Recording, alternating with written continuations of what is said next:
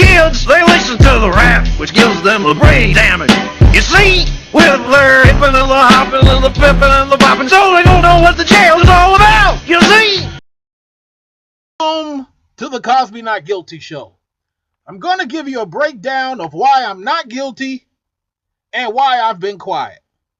Every week, I'm going to break down what's happening in the news and all about the nonsense that's going on and why you, in a situation like this, should be quiet and let people hang themselves because it's all lies. And here's something I need to clear up. I need to let you know who I am and what really happened. Long time ago, I was a nerd. I was a nerd going to temple. And like most men, I went and I started getting into sports. When I started getting into sports, like most men, I started feeling myself. You know, you start working out, you start feeling yourself, women start paying you attention. And what do? You start getting women. Now again, was a nerd, not a nerd no more. So, and I know most of you men can understand that. So I started feeling myself, didn't really know what I wanted to do, so I started doing comedy. You know, hey, something quick to pay the bills, you know, I think I'm a little funny, I crack my family up. Next thing you know, it's really start paying. These white folks start calling me back more and more and more and more and more. Next thing you know, I'm the only black guy in the all-white club getting paid. And this is around the time I meet Camille. You know, Camille was like a light-skinned Diana Ross trying to do her artsy model whatever thing. And, you know, again, feeling myself, the money's taking off in comedy. Most of you men understand. This is reasonable. You understand. So, what I continued to do was be feeling myself. I started doing strange things, like most men do. You know, I went through about 8-10 years of stupid things. You know, I started dressing like I was a player. You know, this is long before the Pudding Pops, long before the Family Guy stuff. And, you know, 60s, early 70s, I'm feeling myself. You know, I'm wearing these tri-colored coats and I gotta laugh at myself now, you know. But one thing I did wrong, and one of the reasons why I'm silent, I feel ashamed of it. I cheated on Camille a lot. And you know how it is, fellas. When you're ashamed of what you've done, you don't want to remember it. I was trying to be the Wilt Chamberlain of comedy. I slept with a lot of women. Most of these women you see coming forward, they were escorts, jump-offs, prostitutes, women who wanted a little change for a little strange. And some of them were getting their rent paid, trips. So when you hear some of these stories that these women are telling, just know this. I don't want to come out and tell you what I'm telling you now because I'm going to embarrass Camille all over again. And what was happening at the time, I was having a lot of money and I sat up here and I thought I was a player. You know, paying chicks to come by and give me head and, you know, all type of stuff. Wrong stuff. But guess what? Camille got in my ass. Camille slapped me upside the head like that white quarterback on any given Sunday. His wife smacked the hell out of him, told him to get his mind right. And Camille told me to get my mind right. 8-10 years of cheating on a woman. And it wasn't right. It wasn't right. And one of the reasons me being silent is, hey, I don't want her to relive that. I screwed up. And, you know, a lot of these jump-offs, and that's what they are, 30, 40, 50 jump-offs, they said, you know, you ain't going to pay my rent.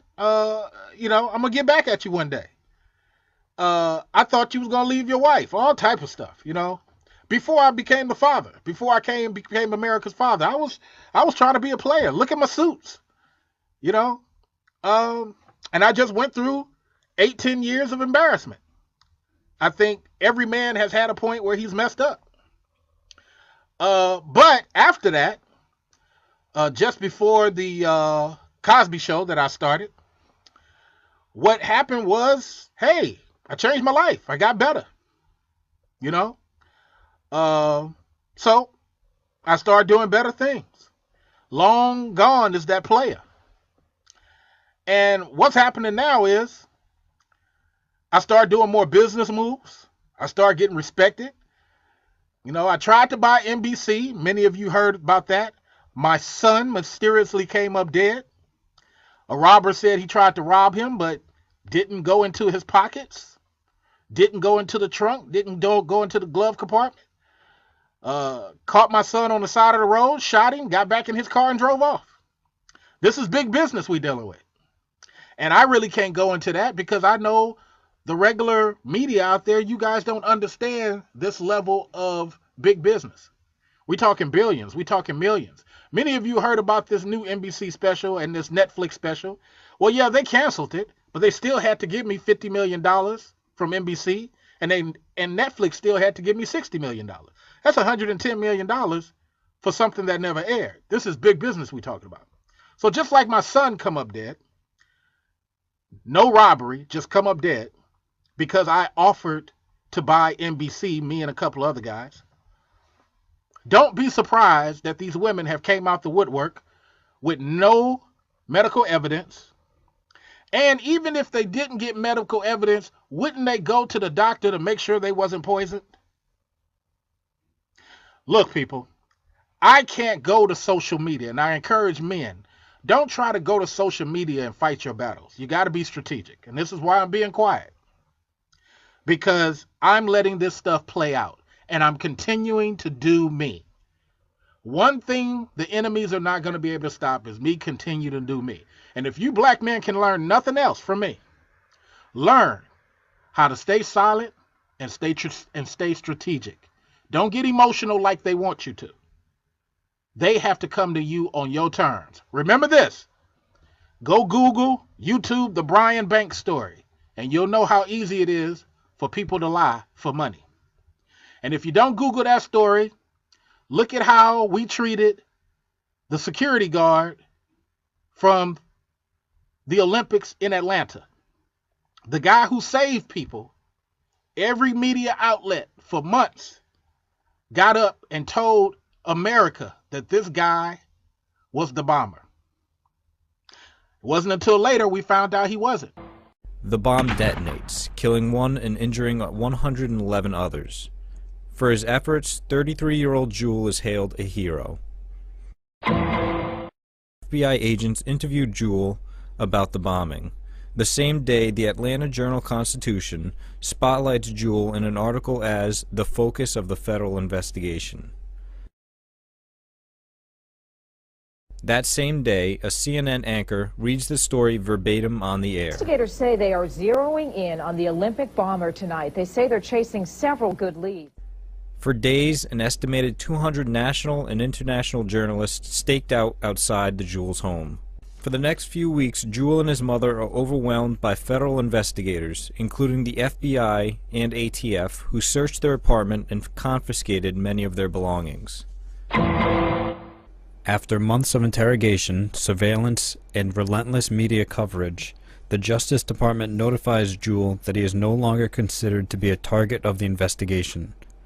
A letter expressed regret that the Jewels have endured highly unusual and intense publicity that was neither designed nor desired by the FBI.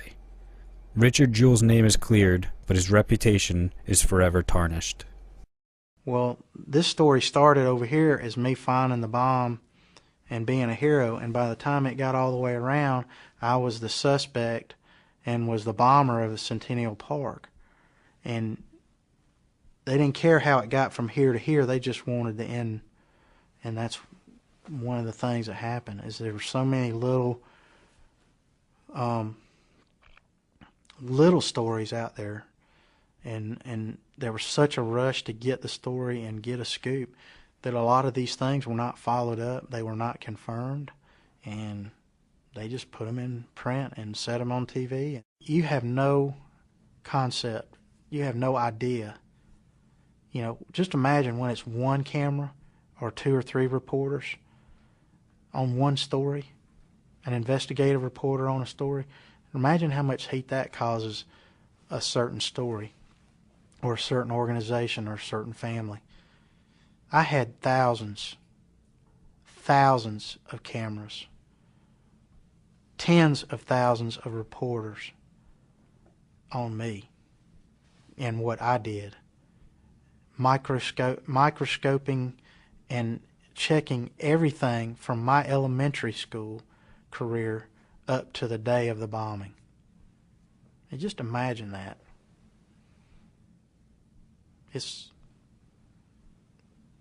How do you take that away? You know? And all because a couple of people would tell a story or tell half-truths and a reporter not get confirmation.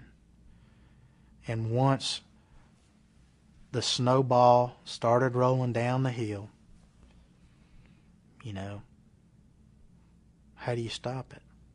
Because it doesn't matter if it's a little story or a big story. If you get it wrong, it's going to hurt something. Please, people, understand.